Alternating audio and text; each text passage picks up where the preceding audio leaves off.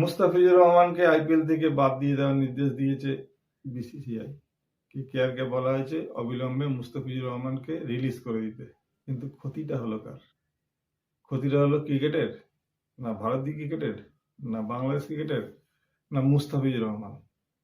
এক চোখে দেখলে দেখা যায় শুধুমাত্র ক্ষতিগ্রস্ত হলো মুস্তাফিজুর রহমান।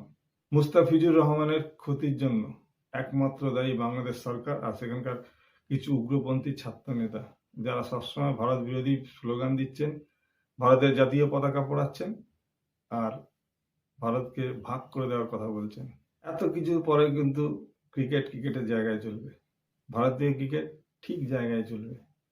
একটা ক্রিকেটারকে বাদ দিয়ে আইপিএলে কোনো ক্ষতি হবে না, কিন্তু ক্ষতিটা হয়ে গেল মুস্তাফিজুর রহমানের, শুধুমাত্র কিছু উগ্রপন্থী নেতাদের জন্য।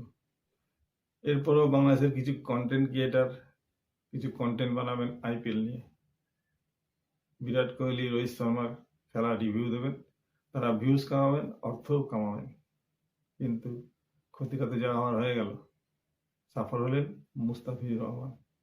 ক্রিকেটার সন্ত্রাস এক পথে চলতে পারে না, ভারত এটাই হয়তো বার্তা দিতে চাইলেন।